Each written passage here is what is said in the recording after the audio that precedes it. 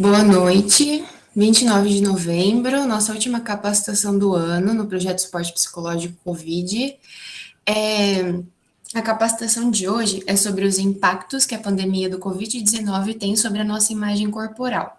O ministrante é Felipe Augusto, ele trabalha como psicólogo no Ambulim, Ambulatório de Transtornos Alimentares da Universidade de São Paulo. Felipe, pode se sentir à vontade, se você quiser se apresentar, fazer algum comentário, a gente pode dar início, então, agora ao momento de capacitação. E seja muito bem-vindo. Perfeito. Obrigado pelo convite, obrigado a todos. Eu estou muito feliz em poder compartilhar um pouco com vocês sobre este tema, porque é um tema pouquíssimo falado e existe um sofrimento muito silenciado quando a gente fala sobre os aspectos de imagem corporal. Muitas vezes um sofrimento que as pessoas têm um pouco de vergonha de falar sobre, não tem muito espaço para poder falar, então fica sendo algo que a pessoa ela pode se sentir um pouco aprisionada dentro dessa relação tão conflituosa com a imagem corporal. Então, eu vou falar um pouco hoje com vocês sobre os impactos, né, da pandemia quando a gente pensa na relação voltado ao corpo e imagem corporal. Só os meus slides, que ainda não está aparecendo para mim.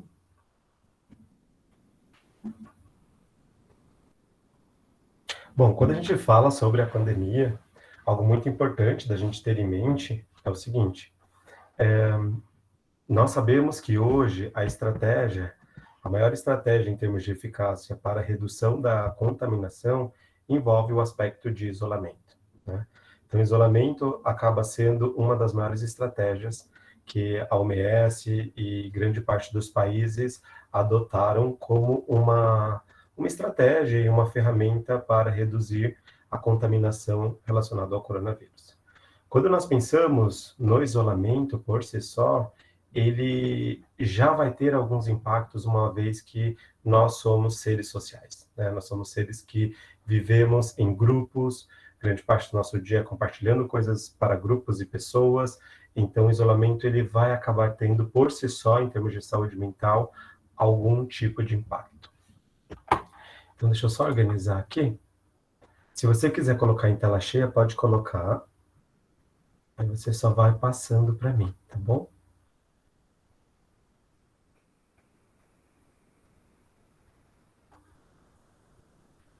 Ok, deve estar carregando. Então, quando a gente pensa no aspecto de saúde mental, voltado ao impacto da pandemia, nós sabemos que pessoas que já têm alguma vulnerabilidade de base, ou um diagnóstico psiquiátrico previamente, são pessoas mais vulneráveis em relação ao impacto da própria pandemia. Quando nós olhamos os estudos relacionados a quais são, né, os transtornos mentais mais prevalentes em termos de impacto da pandemia, nós temos, de uma forma muito marcante, a depressão e a ansiedade. Dependendo do tipo, né, de isolamento voltado a populações específicas, vai ter também uma incidência maior de transtorno de estresse pós-traumático, abuso de substâncias, e agora, nunca antes tão relatado, os transtornos alimentares. Pode passar. Aqui, para mim, não aparece tela cheia. Não sei se para os demais. Fê, eu notei que se eu coloco em tela cheia, não carrega o texto. Não sei se é problema com a minha internet. Vocês conseguem ler assim? Não, é porque quando você coloca em tela cheia, você vai apertando que vai aparecendo o texto. Ah, me desculpa. Vou É uma tentar. animação. Ah, é animação. Tá. Isso. Eu tô desacostumada com a tecnologia. Ok. Então, vamos lá. Então, até quando nós olhamos o cenário, né, dos transtornos alimentares, que acaba sendo um diagnóstico em termos de pandemia, que agora entrou como um dos que teve um impacto muito importante, nós não temos estudos mostrando o impacto necessariamente do vírus em termos da fisiopatologia dos transtornos alimentares. O impacto vai ser da pandemia, do isolamento em si, e não do vírus propriamente dito, tá? Tem alguns grupos. Tem um grupo em Israel tentando pesquisar isso, tem um grupo também lá do pessoal de Yale, mas ainda eles não conseguiram mapear muito bem o impacto na fisiopatologia dos transtornos alimentares.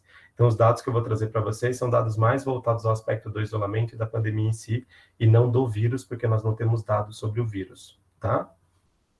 Pode passar.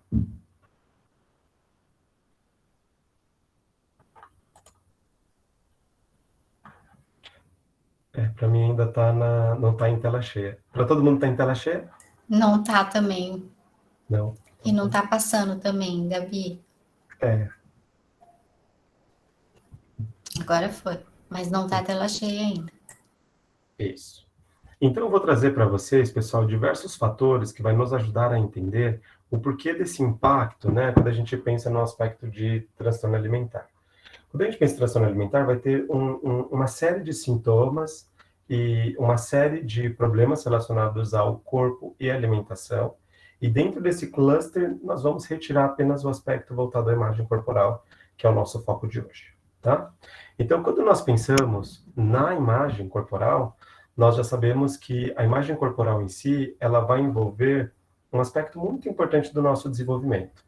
Desde pequenininho, desde muito cedo, nós vamos formando a nossa imagem corporal baseado no que nós ouvimos do outro sobre o nosso corpo, o que nós ouvimos do outro sobre o corpo do outro, o que nós interpretamos sobre o nosso corpo, né? O que nós achamos sobre o nosso corpo, quais são as referências, né? Como as pessoas ao nosso redor lidam com os próprios corpos, e tudo isso vai criando uma imagem sobre nós.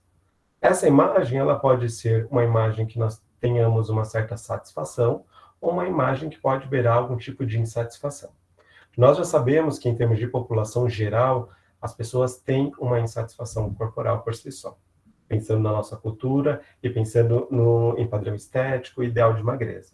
As mulheres acabam sendo muito mais impactadas por isso do que os homens.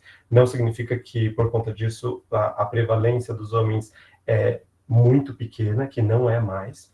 A gente já sabe que homens também estão sendo muito afetados em relação a próprias questões voltadas à imagem corporal, porém, dentro desse sofrimento tem algumas especificidades. Nem sempre é uma orientação voltada à magreza, mas em alguns grupos, uma orientação voltada a uma magreza e a uma musculatura, diferente das mulheres que às vezes ficam mais presas no aspecto voltado à magreza, tá?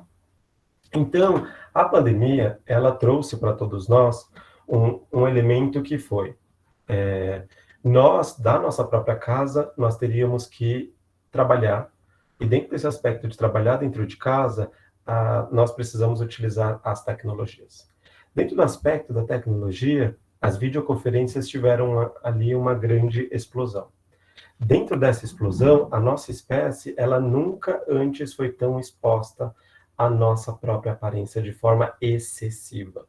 Então, se a gente olha, né, o nosso desenvolvimento em termos de espécie, nós já sabemos que a nossa aparência física, ela demorou até entrar nas discussões, ela demorou até, de certo modo, as pessoas começarem a ficar super preocupadas com isso. E de alguns anos para cá, a gente percebe uma preocupação cada vez mais excessiva. Nós percebemos também as pessoas muito mais hipersensível, e esse elemento de as pessoas estarem expostas constantemente à própria imagem aumentou a sensibilidade a defeitos, e aí eu coloco entre aspas, ou incômodos relacionados à aparência.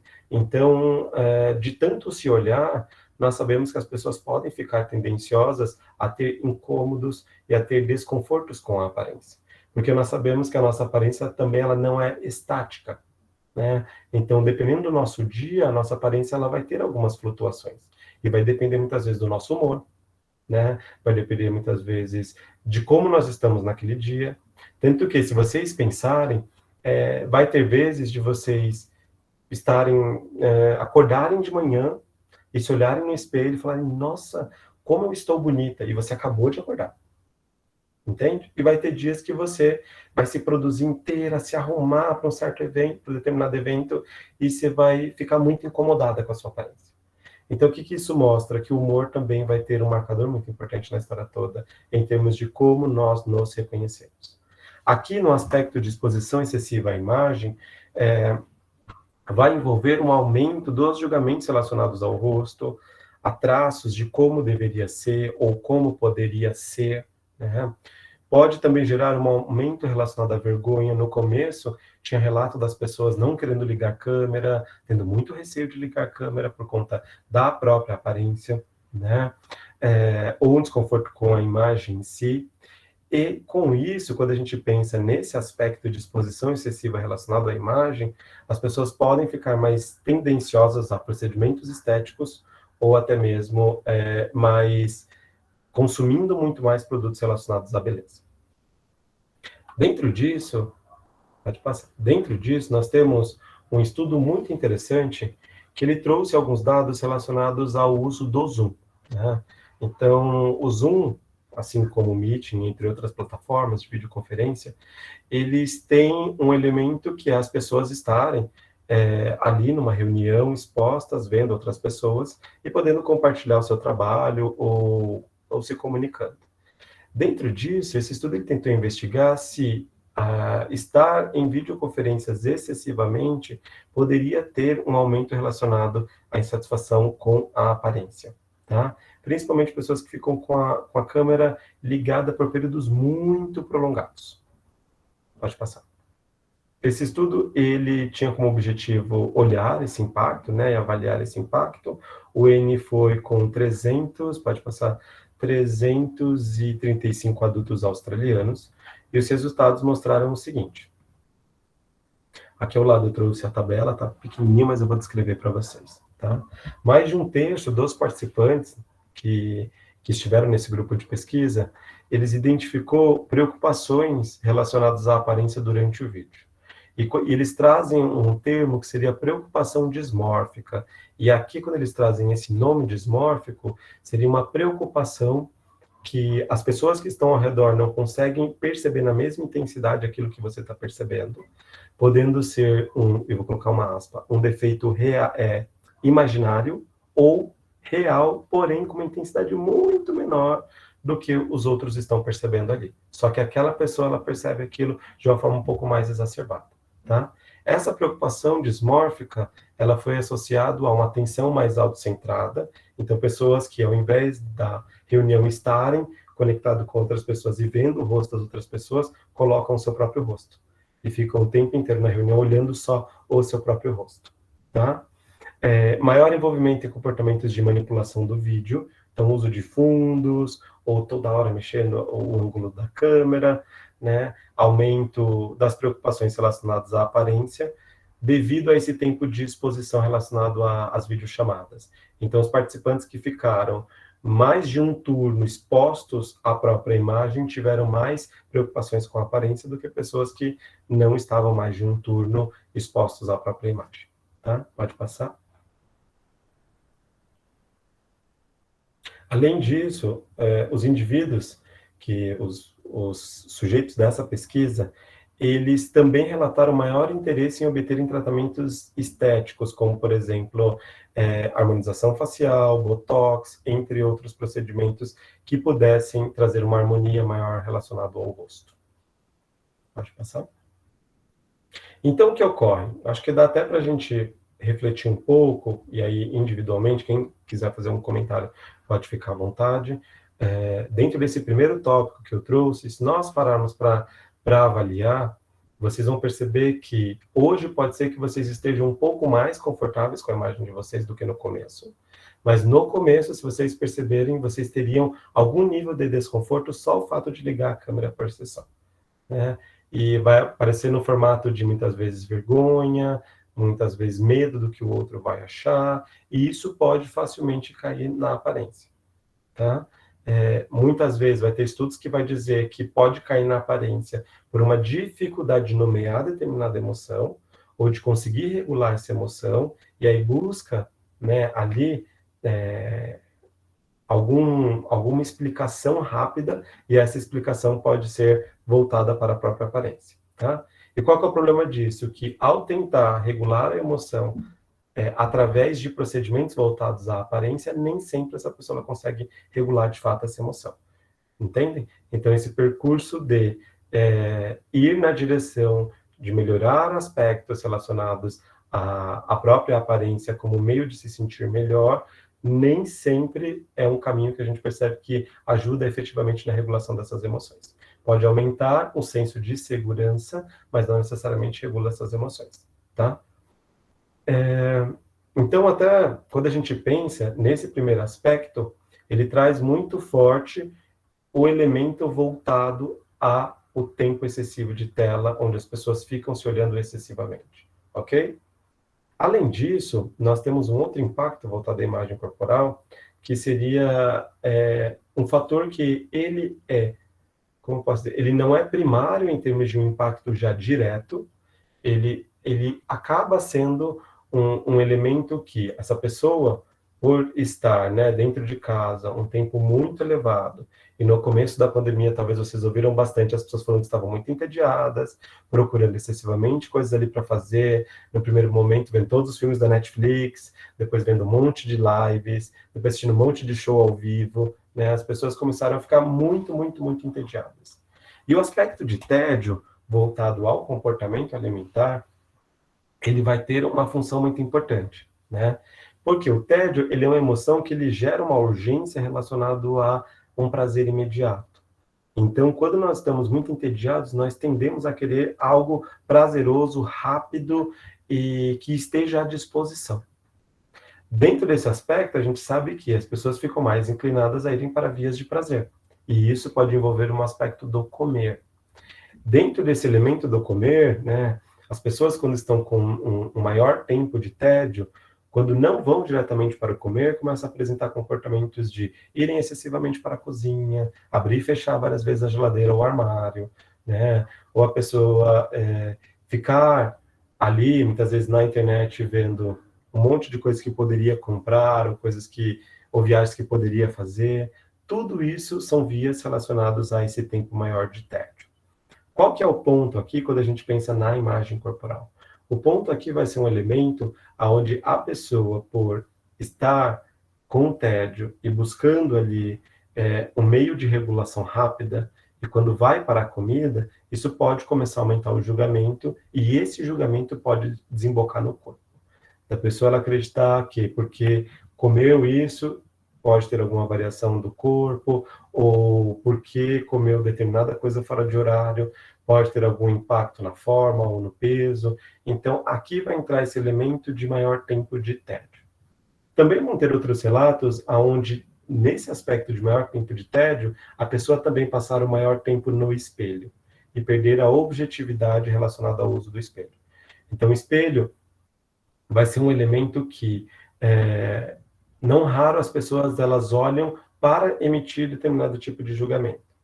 E os estudos mostram que o maior tempo no espelho está associado a maiores julgamentos relacionados ao próprio corpo. Então, o espelho vai ser muito importante que nós tenhamos um objetivo quando de certo modo, vocês quererem ir até lá para arrumar o cabelo, se maquiar ou algo do tipo, e não ficar na frente do espelho de forma deliberada, tá? Além disso, dentro desse maior tempo de tédio, vão ter muitos relatos de pessoas falando que teve um comer meio sem sentido, com alimentos que nem eram alimentos do dia a dia, nem eram alimentos que essa pessoa, ela tinha um paladar para aquilo, só que era o que tinha disponível e muitas vezes acabou comendo por estar em tédio, ok? Pode passar. Tem um outro, que esse vai ser muito importante quando a gente pensa em imagem corporal, que é a perda do referencial corporal. Quando nós ficamos em isolamento, nós ficamos muito mais sensíveis à nossa própria imagem, em termos de telas, e a partir daí, nós perdemos um pouco a referência dos corpos reais. Os corpos reais viraram os corpos do TikTok e do Instagram, onde as pessoas começaram a receber aquelas mensagens constantemente, e, por estarem dentro de um elemento de isolamento, começaram, de certo modo, a ter aquilo como referencial mais forte do que antigamente. Então, a gente já sabe que as mídias têm um impacto muito grande em termos de sequelas na relação que a pessoa tem voltado ao próprio corpo e à imagem. E, quando nós não temos referenciais de outros corpos convivendo conosco, vendo outras pessoas e percebendo toda essa diversidade corporal, nós tendemos a acreditar naquilo que é mostrado para nós constantemente. E, nesse caso, as redes sociais. Essa perda do referencial corporal, ela acaba trazendo um sofrimento onde o indivíduo ele fica muito mais preso em idealizações de como o corpo ele deveria ser ou poderia ser, né? Então, todas as meninas do TikTok têm um peso assim, uma forma assim, um formato de rosto assim, e tudo isso ir gerando mensagens de tem algo de errado, talvez, com o meu corpo, ou tem algo no meu corpo que eu deveria mudar ou modificar, né? E aí, não raro, até quando os estudos pegam o rosto, né, de blogueiras, meninas do Instagram, coisas do tipo, eles percebem literalmente um padrão relacionado à estética dessas meninas, né? E isso é muito perigoso porque vai tirando tudo que a gente sabe em termos de diversidade corporal, né? A gente já sabe que hoje existem mais de 200 tipos de corpos. E muitas vezes esses corpos que estão mais expostos não são os corpos do nosso dia a dia. Pode ser corpos mais privilegiados, corpos que estão dentro de um ideal de magreza, são corpos que às vezes têm mais acesso a determinadas coisas, e não são todos os corpos assim. E não deveriam todos os corpos também serem assim. Cada corpo é único e nós teremos muitos biotipos, tá? Então, esse aspecto de estar muito em contato com redes sociais já era um fator de risco para transtorno alimentar desde o aspecto quando nem tinha redes sociais, quando era só TV. Quando era só TV, já tinha estudos falando sobre isso, TVs e revistas, e agora com as redes sociais, isso ficou muito mais forte, porque tem um aumento relacionado à insatisfação corporal ou uma inadequação corporal, onde a pessoa ela sente que o corpo é inadequado, né? Então, meu corpo parece algo inadequado, parece algo um pouco sem forma, parece algo que não é igual das minhas amigas, ou coisas do tipo. E as pessoas acabam ficando mais tendenciosas a usos excessivos de filtros ou aplicativos de modificação da aparência. Qual que é o ponto aqui, pessoal? Se a gente olha até os filtros em si, de início, os filtros eles entraram nas redes sociais com o aspecto de mudar a claridade, colocar ali uma paisagem, uma animação, uma coisa divertida. Só que a gente evoluiu tanto, né? Se a gente olha as redes sociais, teve uma evolução tão grande relacionada aos filtros, que hoje nós temos filtros que acabam tendo modificações muito agressivas da imagem corporal, né? Filtros que conseguem transformar aquela pessoa numa outra pessoa, né? Em termos de traços, de traços, formas ou características do rosto daquela pessoa, até mesmo do corpo. E os perigos estão aí, né? O problema não é necessariamente usar um filtro, tudo bem você usar um filtro. O problema é quando eu não consigo me sentir bem, quando eu não consigo me sentir bem se eu não utilizar algum filtro que altere a minha aparência, tá? E esse aspecto de alteração constante da aparência fomenta insatisfação corporal e são fatores de manutenção relacionados à insatisfação corporal. Fê, posso comentar uma coisa? Pode, claro. Você falou dos procedimentos estéticos, né? Eu fui na minha dermato, né, ao longo da pandemia, né? E algumas vezes, e eu tenho um problema de pele, né? Então, geralmente eu vou. E ela é uma dermato que faz muito procedimento estético. E ela falou que foi um boom, assim, ela não tinha horário, ela trabalhou igual uma maluca, tá trabalhando ainda. E uma coisa assustadora que ela fala que acontece muito é que as meninas vêm querendo ficar igual elas ficam quando elas estão com filtro, né? Elas querem aquela aparência do filtro, elas pedem por aquilo, né? E outra coisa que eu estava conversando com amigas de infância, né? Outro dia a gente estava conversando e aí uma delas colocou uma foto de cada uma de nós. E aí uma comentou, nossa, olha como a gente era rechonchudinha. Hoje em dia as meninas estão todas quadradas, né? Estão todas fazendo aqueles procedimentos, né? E ficam todas iguais, né? Então, realmente é assustador, assim. Sim, até, Josi, esse dado que você trouxe das meninas chegarem e quererem ser igual a um filtro, lá nos Estados Unidos eles chamam isso de dismorfia de Snapchat, que vai ter uma discussão bem grande lá da academia cirúrgica, aonde eles começam a ver pessoas que, por utilizarem excessivamente os filtros, começaram a ter receio de sair na rua e as pessoas reconhecerem que elas não eram igual ao filtro.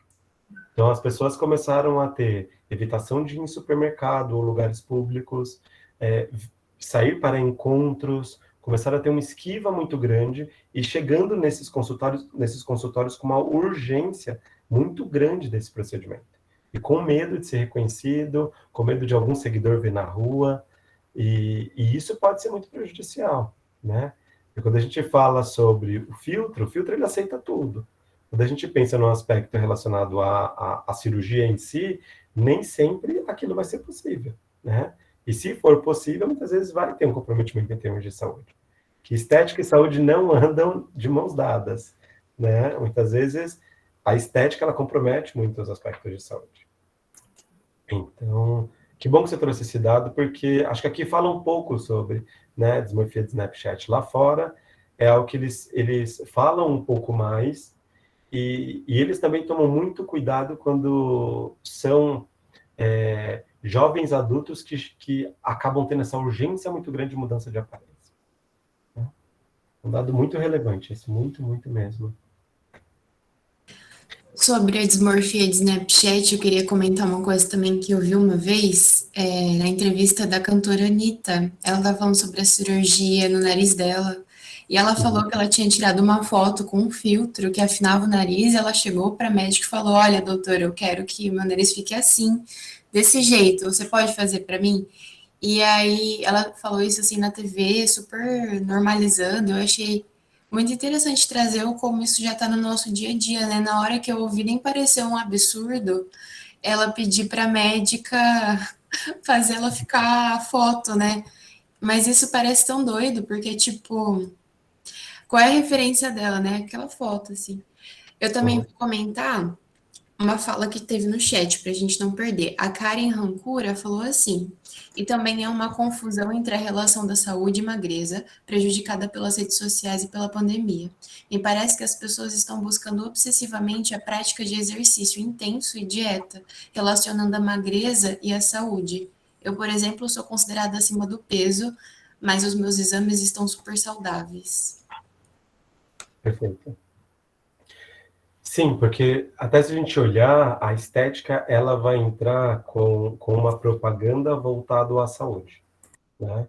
Então, se a gente até olha, muitas vezes a estética ela traz esse aspecto de ser mais saudável, a beleza estar voltado à saúde também, então estou mais bonita, logo eu estou mais saudável, e a gente sabe que não é bem assim, né? Saúde e estética, na verdade, andam com mãos bem separadas, até quando a gente pensa em aspecto corporal. Se a gente olha, biologicamente, o nosso corpo, ele é funcional, ele foi feito para ser funcional, ele não foi feito para ser estético.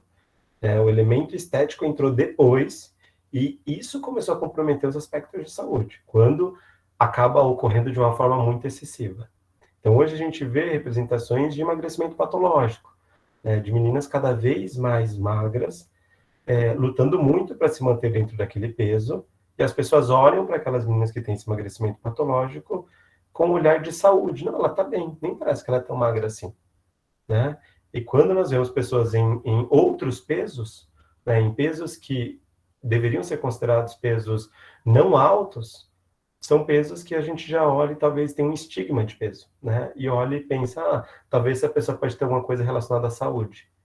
É muito complicado isso, porque se a gente julgar qualquer pessoa, seja uma pessoa muito magra ou uma pessoa que tem pesos mais altos, como alguém que tem algum problema de saúde baseado na aparência, é estigma de peso, tá? Que aqui, na tradução, poderia falar em gordofobia também, mas gordofobia seria pegar pesos mais altos. Então, estigma de peso pega todos os pesos, tá?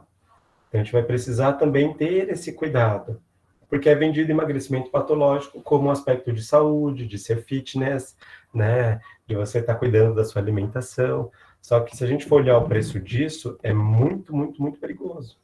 Tanto que quem trabalha com transtornos alimentares, não raro, atende muito essa população que trabalha nas redes sociais, né?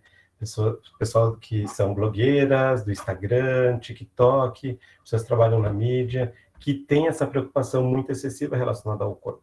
E precisa, muitas vezes, manter um corpo num determinado tipo para poder se manter ganhando seguidores. Eu lembro de até pacientes que estavam internadas, tirando fotos dentro da internação e publicando em suas redes sociais, todo mundo idolatrando, né? E, claro, o público não sabia que essa pessoa estava internada, mas pessoas cada vez mais incentivando a magreza. Então, nós temos que tomar bastante cuidado com isso. Você está comentando nessa questão acho que emagrecimento patológico, né, o termo que você usou. Eu atendi hoje, inclusive, uma cliente que me relatou a seguinte frase, que ela gostava quando as pessoas falavam para ela que ela estava com aparência de doente. Uhum. Porque era quando ela percebia que ela realmente estava conseguindo perder peso. Uhum. Então, assim, é bem preocupante, assim, o nível, né, eu até, na hora, pensei comigo, já é uma coisa que se descolou do que o outro vai pensar de mim, né, de tipo assim, de eu estar magra, de eu estar bonita, né, dentro do padrão, bonita dentro do padrão, né, já descolou disso, já é uma coisa assim, nossa, eu tô com aparência de doente, então eu tô emagrecendo, e isso deixar ela feliz. Uhum. Né? Então, ao nível que pode chegar, eu fiquei assim um pouco assustada com o comentário dela na hora. Sim. Mas me fez pensar, né? O quanto patológico pode ser, né? Isso, porque, ó, isso. se nós olharmos, quando alguém tem esse relato, nós não estamos mais falando sobre saúde, entende? E é aí que se perde quando a gente pensa nesse aspecto de emagrecimento patológico. Porque pode ser um discurso disfarçado de saúde, mas no percurso vai se perder. E vai ter relatos que está totalmente descolado de saúde. Por ter uma aparência de doente, eu não estou cuidando da minha saúde ou indo em direção em relação à saúde. Sabe? Acho que chegou alguma coisa no chat, eu falar no Instagram. Chegou alguma pergunta aqui.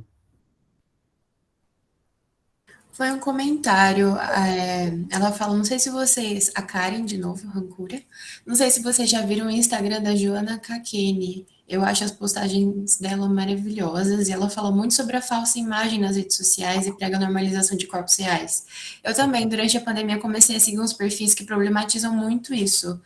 Inclusive algumas mulheres que falavam que enquanto estavam internadas com bulimia e tinham um apoio absurdo nas redes sociais, e quando começavam a fazer terapia e melhorar e engordar e perdiam seguidores, então é algo bem complexo de se analisar na questão de a sociedade parece estar bem descolada da saúde em si, né? No Instagram tem bastante conteúdos assim que problematizam isso atualmente. Uhum, uhum. Ó, a Sabrina comentou, desculpa, quer falar? Não, diga. A Sabrina comentou também, eu tive que desinstalar o Insta essa semana, tive crises por fazer comparações e tudo mais, ainda mais porque eu já tive bulimia, é difícil. Nossa, Sabrina, obrigada por compartilhar. E até se a gente olha, né, os dados de redes sociais mais prejudiciais, o Instagram é a rede social que mais produz infelicidade. O Instagram que mais atualiza infelicidade nas pessoas, porque todo mundo é perfeito dentro do Instagram, né?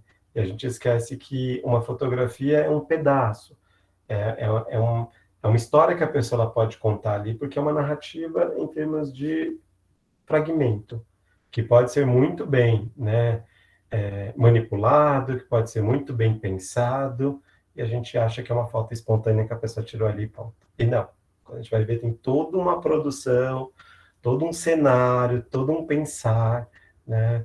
Eu tenho pacientes que às vezes vão para viagens e não aproveitam nada da viagem, por conta das fotos. A viagem eu vou tirar uma foto boa e pode passar o dia inteiro, uma manhã inteira, para tirar uma foto. E não aproveita o evento, não aproveita o lugar, não aproveita. Tá entendendo? Para poder tirar a foto perfeita. Tá? Então, tudo isso, nós vamos vendo já os impactos relacionados à imagem corporal e manter, muitas vezes, essa imagem dentro de um contexto de redes sociais. Tá? Então, quando a gente pensa em imagem corporal e a pandemia em si, isso é muito perigoso, essa questão da perda do referencial corporal. A gente precisa entender que corpos, tipo de corpo é igual tamanho de dente, cor de pele, tipo de cabelo, cada um vai ter o seu. Não tem como a gente padronizar. Não tem como, tá? E quando nós falamos que não tem como, por um aspecto até biológico em si. Não tem como a gente padronizar um único tipo de cabelo, um único tipo de tamanho, né? Em termos de altura. Então, não tem como a gente padronizar um único biotipo corporal. Pode passar. Na pandemia também, além dessa perda referencial, algo que prejudicou em termos de aumento do medo de engordar foi o fechamento das academias, onde as pessoas começaram a ficar desesperadas em termos de eu estou comendo, estou presa, não estou fazendo atividade física, logo eu vou ter aumento de peso. E com isso as pessoas começaram a ter mais tendências a restringir a alimentação, a procurarem alimentos que vão em linhas light e fitness, tendo práticas excessivas relacionadas à dieta e uma atividade física deliberada em casa, sem se respeitar muito e tendendo a querer controlar mais a alimentação, uma vez que não estavam fazendo atividade física. Isso começa a ter uma relação muito conturbada com o exercício e com o próprio corpo, né? Que a pessoa começa a passar por cima das próprias necessidades orgânicas, começa a ter raiva de sentir fome, começa a ter medo de sentir fome, quando sentir fome se julga, né? Como se fosse gulosa, como se só pensasse em comida. E se a gente for olhar, pessoal, a única forma que o nosso cérebro tem de comunicar que nós estamos com fome é através dos sinalizadores clássicos de fome, que vai ser uma alteração do hálito, né? Um leve enjoo, um vazio no estômago, algumas pessoas vão sentir um leve tremor, uma redução da energia. E, além disso, se a pessoa não for em direção à busca de alimento, quando está com fome, você vai começar a pensar excessivamente em comida, porque é a forma que o seu organismo tem de ficar te lembrando. Por isso que, não raro, pessoas que têm transtornos alimentares, um comer transtornado, uma relação muito difícil com a comida, tendem a pensar excessivamente em comida. Tá? É a mesma coisa de, por exemplo, ir ao banheiro. Se eu quiser ir no banheiro, eu estou com vontade. Se eu ficar negando para mim mesmo, cada vez mais eu vou pensar nisso constantemente, vai ser difícil eu conseguir me concentrar em outras coisas. Porque é a forma que o meu organismo tem de me obrigar a ir ao banheiro. Tá? E fome é uma via fisiológica também. Só que hoje as pessoas elas interpretam os sinais fisiológicos como algo errado. E começam a ter uma relação muito delicada com o corpo e com a imagem. Tá? Então, esse foi um outro impacto muito importante quando a gente pensa na pandemia. Pode continuar? Que chegou num aspecto voltado ao medo do engordar. A gente teve muitas reportagens, né, falando que as pessoas estavam engordando na pandemia, tiveram estudos que mostraram que as pessoas tiveram, de certo modo, um aumento de peso, e isso começou a vulnerabilizar muito as pessoas, porque começaram a ter medo, quando acabar a pandemia, eu ganhei peso, e como é que eu vou encontrar as pessoas?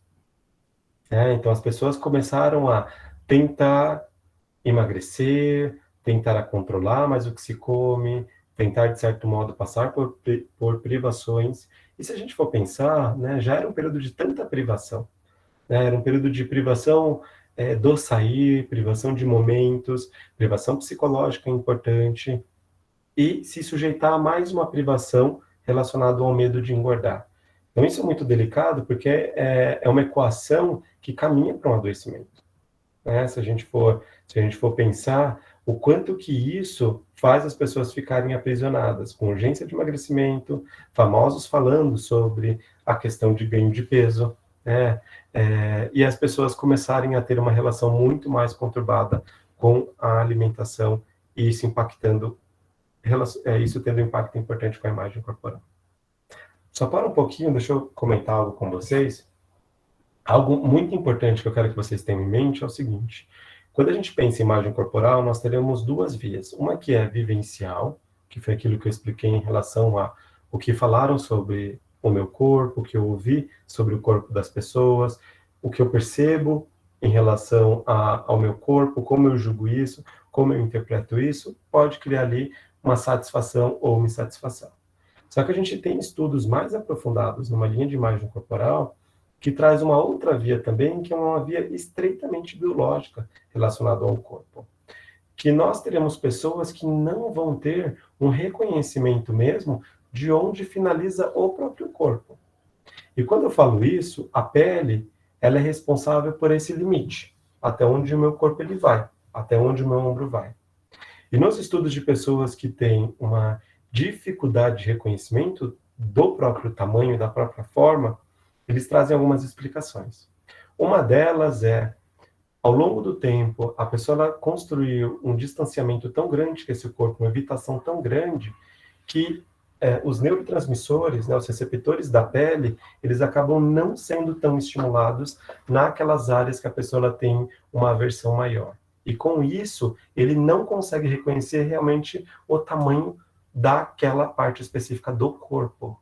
E a pessoa, né, ela pode ter uma distorção da forma, né, ou do tamanho daquela parte que é negligenciada.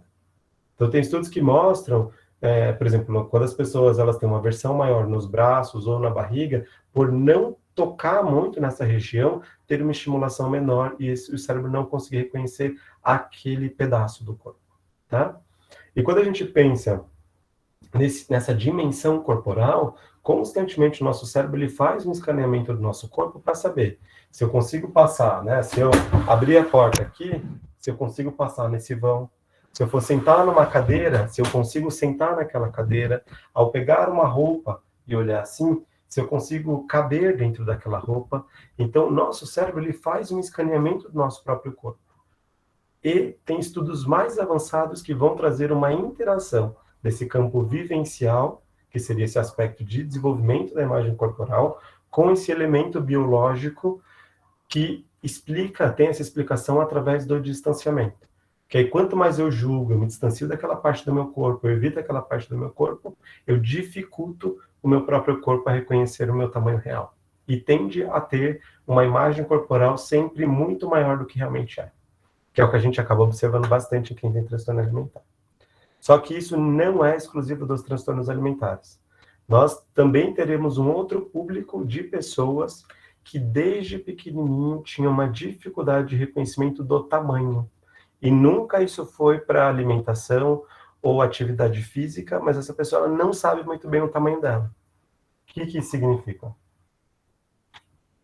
São pessoas que constantemente estão buscando referências relacionadas ao próprio corpo. Então, ao olhar na rua, algumas pessoas pensam, será que o corpo daquela pessoa é igual ao meu? Será que o meu tamanho é igual daquela pessoa? Por muitas vezes não conseguir reconhecer mesmo o tamanho do próprio corpo. E isso não é algo exclusivo dos transtornos alimentares. Tanto que tem as avaliações relacionadas a isso, as pessoas elas precisam ficar com uma venda, ela fica com uma venda, né, os olhos fechados, o profissional fica atrás dessa pessoa, essa pessoa ela precisa ficar na frente de uma parede em branco, tá? E vai ter uma pessoa atrás que vai tocar no ombro dessa pessoa e vai pedir para aquele paciente ele apontar aonde é que está o ombro dele, com os olhos fechados. Então ele vai pegar a referência que ele tem do próprio corpo. E a pessoa aponta. Onde é que está o seu quadril? A pessoa aponta. Onde é que está o final da sua cabeça? A pessoa aponta. E lá na parede vai construindo o mapa do corpo dessa pessoa, o tamanho do corpo dessa pessoa. Depois o profissional vai medir essa pessoa inteira e vai mostrar o tamanho da pessoa e a distorção. Estão entendendo? Então, é algo que teremos um cunho biológico muito importante, e quem está entrando muito forte nessa área são os fisioterapeutas, que acabam fazendo todo esse processo de obrigar o cérebro a reconhecer, a voltar a processar aquela parte do corpo através de procedimentos específicos voltados à fisioterapia de imagem corporal, e vai ter a complementação da terapia para a pessoa, né, conseguir lidar com esse aspecto vivencial da imagem. Então, são achados novos, muito interessantes, muito interessantes. Ainda não temos essa avaliação feita de forma tecnológica, só que eu acho que daqui uns 3, 4 anos, creio que nós teremos. E vai ser pelo celular mesmo, tá? De colocar os pontinhos ali na parede, você com o celular tirar uma foto e o aplicativo, ele mostrar todo o desenho da imagem, tá? Acho que no futuro nós teremos isso, porque já tem alguns lugares estudando e pesquisando tecnologias voltadas à imagem corporal. Tá? Então, por que eu estou trazendo isso para vocês? Para vocês entenderem que quando a gente fala sobre imagem corporal, vai ter um marcador biológico e vai ter esse marcador social e um outro que é vivencial. Nós sabemos que as pessoas elas tendem a, dependendo do contexto que vive, do grupo que vive, se sentir mais desconfortável ou menos desconfortável com o próprio corpo. Por conta de imagens e ideias de que o corpo deveria ser de um jeito X ou um jeito Y. E esquecem que o corpo ele é o que é. E quando eu falo é o que vão ter muitos biotipos corporais que acabam sendo corpos negligenciados e marginalizados, né? E esquecidos. Corpos como se o que existisse fosse só os corpos de emagrecimento patológico. Então, o medo de engordar na população e nas pessoas, muitas vezes a gente acha que isso é só dos transtornos alimentares, mas não é. Nunca antes se normalizou tanto comportamento alimentar transtornado, né? Se vocês perguntarem para as pessoas ao seu redor, raramente alguém vai dizer que nunca fez uma dieta, né? Raramente alguém vai dizer que nunca comeu algo e se sentiu culpado, né? Em algum nível, ou que não deveria ter comido determinada coisa. Mesmo que não tenha um impacto funcional naquela pessoa, a gente precisa tomar cuidado com a frequência e intensidade que isso ocorre, porque pode ser sim fator de risco, tá?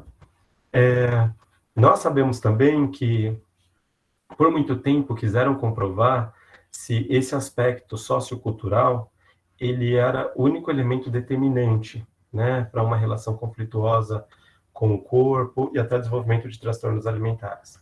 Hoje a gente sabe que, isoladamente, isso pode gerar muitas sequelas e conflitos relacionados ao corpo, mas não necessariamente um transtorno alimentar. Tá? Para ter um transtorno alimentar vai precisar de outros ingredientes, como a genética, fatores de personalidade, tá? Pode passar. Então, o que ocorre? Até o novo normal, né, que agora eu coloquei uma vírgula, novo normal, vírgula, patológico, porque esse novo normal, em termos de uso excessivo das redes sociais, nós teremos que tomar um pouco de cuidado, porque é importante a gente entender que o nosso cérebro ele recebe tudo.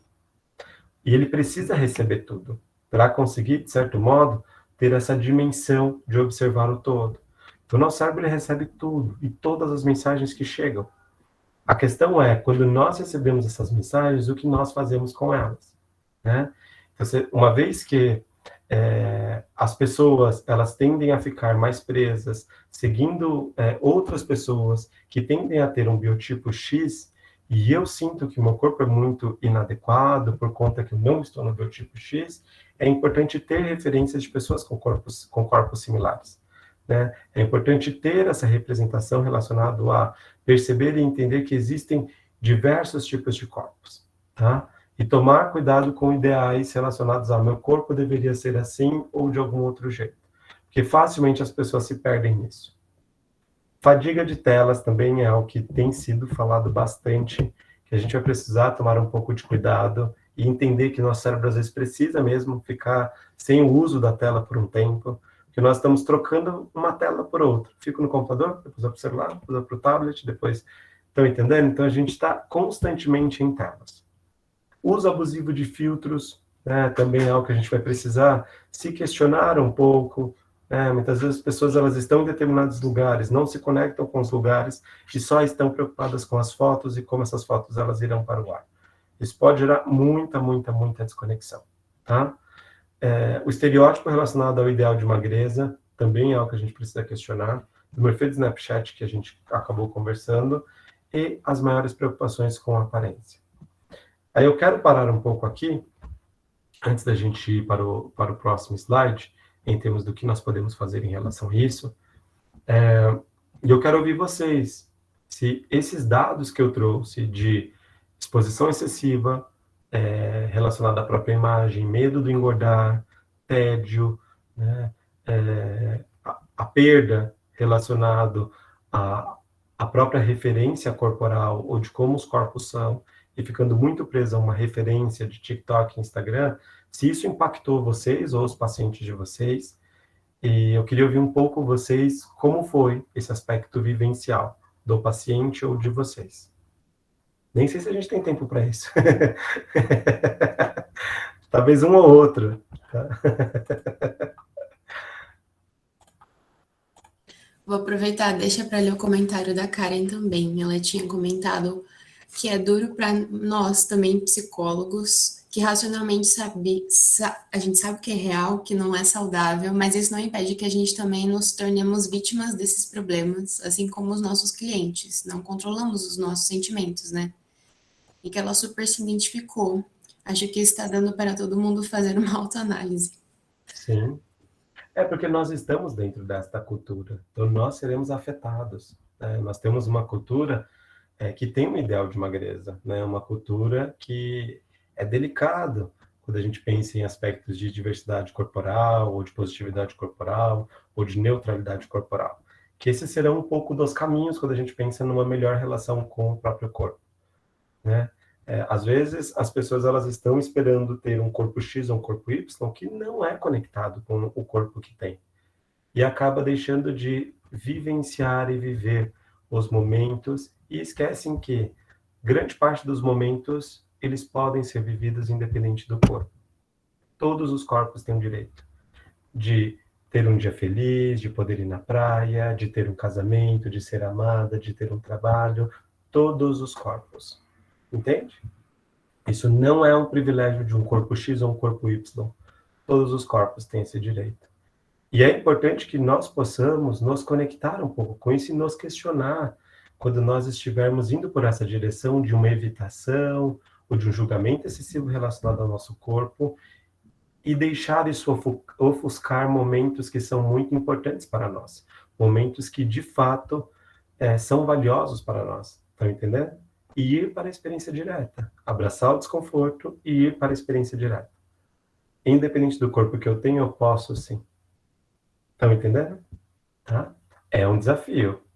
Só que esse é um caminho de libertação também. Tá? Então, pode passar. O que nós podemos fazer? Eu acho que o primeiro elemento é a gente conseguir entender que o nosso corpo ele passou por isso conosco. Né? O nosso corpo ele passou por uma pandemia, por uma quarentena, que ainda estamos vivenciando, né? Se a gente for olhar. Então, se nós tivermos um impacto, nosso corpo também vai ter este impacto. E nós não devemos colocar os nossos corpos como inimigos, os nossos corpos como alguém que está nos fazendo mal, algo do tipo. Não, ele está junto conosco. Não vamos julgá-lo ou culpá-lo. Assim como nós estamos tentando retomar as coisas, o nosso corpo também está tentando retomar as coisas. E isso envolve a gente ter muito forte uma postura de não julgamento. Tá? Também fazer o que, né, às vezes as pessoas falam de um detox das redes sociais. Ficar atento, quem são as pessoas que eu sigo, né? Quem são essas pessoas? Quais são o que essa pessoa passa ali de mensagem, né? Os valores batem com os meus, não batem com os meus valores. É poder se questionar em termos de quem eu estou seguindo, porque vai ter um impacto, tá? Aumento sobre a conscientização relacionado à diversidade corporal. Se a gente olhar numa sala de aula, nós vamos ver vários tipos de corpos. Se a gente andar na praia, a gente vai ver vários tipos de corpos. Se a gente for em um show, a gente vai ver vários tipos de corpos. Todos os lugares públicos que vocês forem, olhem ao redor, vão ver vários tipos de corpos. Estão entendendo? E muitas vezes o aprisionamento, ele é nosso. Entende? De muitas vezes achar que, mas eu só vou aproveitar se eu tiver um corpo X ou um corpo Y. Para observar. Vocês vão ver que nos lugares vão ter todos os tipos de corpos. Então, meu corpo também é bem-vindo. Entende? Meu corpo também pode. E que eu possa aproveitar o meu melhor dia com o corpo que eu tenho hoje. Porque o meu dia de hoje é hoje. Entende? É esse um convite para criar conexão com o próprio corpo. E isso envolve desafiar. Se autodesafiar. E se expor, muitas vezes, a situações aonde você teme o desconforto de estar, ou de vestir determinada roupa, ou de poder aproveitar aquele momento. Tá? Então, aumentar a conscientização sobre diversidade corporal. E entender que o peso, ele pode, né? Quando a gente fala de peso, aqui eu vou até abrir uma janela, peso e imagem corporal, pessoal, são coisas que muitas vezes podem estar descoladas. Porque nós teremos pessoas com em todos os pesos, muito satisfeitas ou muito insatisfeitas com o próprio corpo. Então, imagem corporal e peso nem sempre caminham juntos. Porque vocês podem pensar, não, mas quando eu tiver um peso X, aí sim eu vou ter uma imagem corporal melhor. Não necessariamente. Estão entendendo? Porque todos os pesos nós teremos as duas vias. Vocês vão ver meninas que têm emagrecimento patológico e que não se sentem nada bem com aquele corpo porque é um emagrecimento patológico. E meninas que têm, né, que são desde pequenininha, que têm um biotipo magra e que também não se sentem tão confortáveis com o próprio corpo. Então, o peso não vai ser um determinante em termos de imagem. E quando a gente fala de imagem, ela sobrepõe ao peso. A imagem envolve o aspecto de vivência e de relação. Como eu me relaciono com isso. Como eu me relaciono com o meu peso. Como eu me relaciono com a minha forma. Independente do jeito que ela é ou do tamanho que ela é. Estão entendendo? Então, quando a gente fala sobre imagem corporal, é algo um pouco mais íntimo e mais relacional. Quando a gente pensa em peso, é um número que tem ali. Tá? Então, nós também nos questionarmos se o caminho que nós estamos escolhendo para ter uma imagem corporal melhor, se ela é só pleiteada em peso, tomem cuidado. Porque pode ser que aumente a insatisfação e beire a obsessão relacionada mas quando eu chegar no peso X, aí sim eu vou ter uma relação diferente comigo. Não, a relação começa hoje. A ideia de... se a gente olhar, né, parar um pouco para refletir, raramente as coisas que nós odiamos, nós cuidamos. Né? Raramente. Se eu odeio determinada coisa, eu quero distância. Eu não quero olhar para aquilo, não quero chegar perto daquilo. Se eu, de certo modo, quero cuidar, o primeiro aspecto talvez vai ser não ir pelo caminho do ódio. Porque essa ideia do ódio ao corpo como uma promoção de mudança de comportamento, a gente já sabe que não funciona. E que só abre quadros relacionados a compulsão alimentar, piora da imagem corporal, depressão, ansiedade, entre outras coisas. Então, quando a gente olha para esse contexto de imagem corporal, é independente do peso, é independente da altura, é independente da forma. Aqui nós estamos falando sobre relação. Entende? A relação que eu tenho. As palavras que eu falo. Né? Porque se vocês me perguntassem, Felipe, como eu faço para ter uma péssima imagem corporal? Ou como é que eu faço para ter uma péssima estima? Eu iria dizer, se julgue todos os dias e se xingue todos os dias que você vai chegar lá. E talvez o que eu quero é ter uma boa imagem corporal, mas eu me xingo todos os dias. Não é compatível. Né? E isso não significa colocar um monte de adjetivos relacionados ao corpo. Talvez isso signifique eu começar a neutralizar o meu julgamento. Entende? Neutralizar. Perceber que eu estou julgando e neutralizar em termos de descrever, dar um passo para trás e perceber quando eu estou julgando. Tá? O corpo, ele muitas vezes não entende grande parte das coisas que as pessoas fazem, né? Como, por exemplo, dietas, ou muitas vezes procedimentos estéticos e tantas outras coisas. Temos que tomar cuidado, porque, de novo, o corpo ele foi feito para ser funcional. E quando a gente fala sobre imagem corporal, é o cultivo de relação que eu tenho com o meu corpo, independente da forma que ele tem. E tomar cuidado com as armadilhas de eu vou ter uma imagem corporal melhor quando eu chegar no peso X. Não, essa construção, ela é para ser diária e constante, tá? Então, se eu não consigo gostar do meu corpo, que eu não o odeie e que eu possa ir neutralizando, porque grande parte do que nós temos de referência do que é bonito e o que é feio foi construído, baseado em padrões de beleza. Estão entendendo? E dependendo do lugar do mundo que você estiver, ou do século que você estiver, pode ser que o padrão seja outro. Estão entendendo o que eu estou dizendo? Então envolve aqui um aspecto contextual muito forte, muito forte.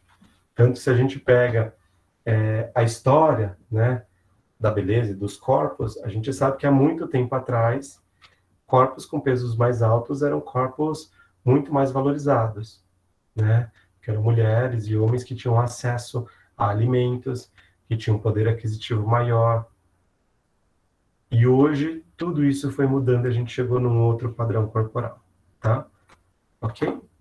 Então, o que nós podemos fazer em relação à imagem corporal nesse período de Covid? Tomar cuidado com redes sociais, neutralizar julgamentos, entender que imagem corporal é muito mais um aspecto de relação do que peso, começar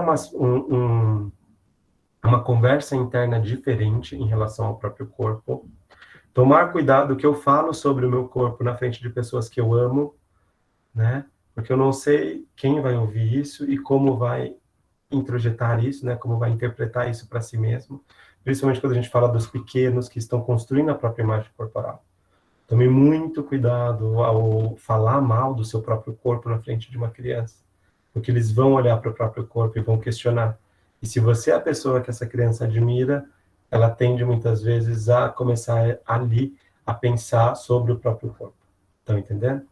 E a gente tem estudos de 6 aninhos, 7 aninhos, as crianças começando já a ter insatisfação corporal, muito cedo, tá?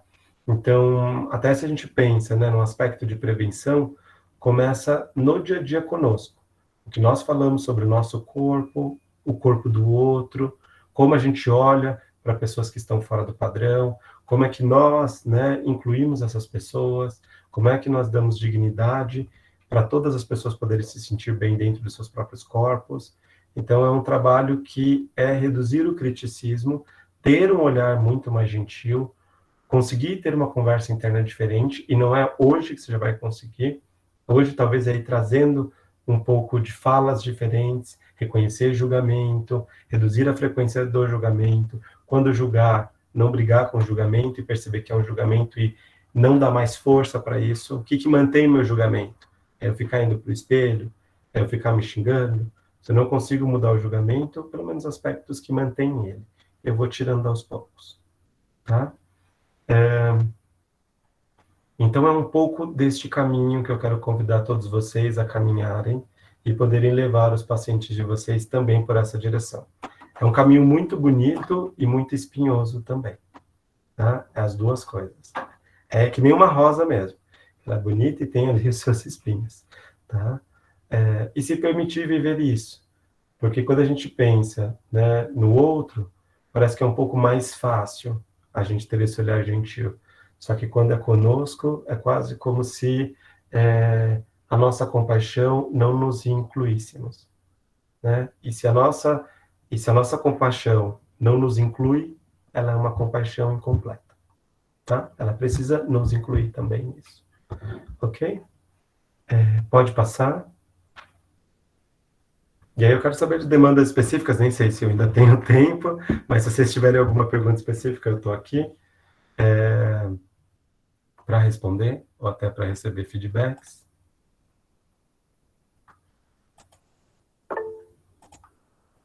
A Karen levantou a mão. Oi, Felipe, tudo bem? Eu não sei se dá tempo da gente fazer ainda algumas perguntas, mas eu tenho algumas perguntas a respeito da parte de intervenção. Primeiro eu gostaria de falar que eu gostei muito da palestra, acho que todo mundo se identificou, ou tem um cliente passando por isso, ou tem um familiar passando por isso, então acho que tá bem alta mesmo esse tema, né? E a palestra foi maravilhosa, né? E aí, algumas questões que eu fiquei pensando agora na parte de intervenção. Esses clientes, eu queria saber de vocês, esses clientes que vocês atendem, eles geralmente já têm essas informações que a gente passa na psicoeducação, então, que magreza não é sinônimo de saúde, ou são clientes que geralmente eles são desprovidos desse tipo de informação mesmo. Isso. Cara, eles vêm com muitos mitos relacionados ao corpo e alimentação. E você vai perceber que a psicoeducação vai ser algo constante, porque vai parecer em alguns momentos que eles são disco arranhados, sabe? Falando sempre a mesma coisa, trazendo quase que constantemente a mesma pauta. E nós teremos que ter bastante paciência para entender que talvez essa pessoa não consiga absorver tudo isso de uma vez. E a gente vai precisar ir aos poucos, ir plantando a sementinha, sabe? Falando uma, duas, falando de jeito diferente, dando exemplos diferentes, que com o tempo isso vai brotando. Então a psicoeducação vai ser uma constante. E não raro, se aparecer alguma coisa na mídia de uma dieta X ou de um procedimento X, eles vão trazer como um caminho ali para eles e que deveriam fazer isso ou algo do tipo, tá? Então, a psicoeducação sempre vai ser uma carta na manga com essa população. Legal, Felipe. Uma das minhas outras perguntas era exatamente isso, se a psicoeducação era a base realmente do tratamento, né? E eu vi aqui que você trouxe também algumas intervenções um pouco mais práticas, né? Que nem diminuir o uso das telas, né, das redes, bloquear um pouco a esquiva desse paciente, colocar ele mais em contato com a experiência direta de outras situações, para que ele não fique só nessa questão do julgamento e evite as experiências, né? Achei isso super legal. Eu gostaria de saber se tem alguma outra sugestão de intervenção que siga mais ou menos essa linha. E também em relação a bloquear um pouco essa esquiva e estimular esse paciente a sair de casa, a ter essas outras experiências. Como que tem sido a sua experiência com isso em relação aos seus pacientes, aos seus clientes, em relação aos julgamentos das outras pessoas a hora que... Porque geralmente a gente faz assim, a gente planeja uma intervenção e a gente sugere para o paciente e acaba até conseguindo que o paciente concorde em experienciar uma coisa nova, e aí a gente não controla o que acontece naquela experiência, e às vezes vem uma outra pessoa e faz um julgamento a respeito desse paciente. Como tem sido isso para você, essa experiência com seus pacientes? Ok. Então, tem 3 perguntas que você trouxe. A primeira... Posso cortar rapidinho? Eu tenho uma sugestão. É que, assim, eu poderia finalizar a gravação para a gente se sentir mais à vontade para conversar desses casos específicos. Aí, caso você ainda tenha um conteúdo para falar, você pode falar agora. É que na questão da gente que organiza por trás, a gente precisa geralmente editar essas partes e faz demorar para postar no YouTube.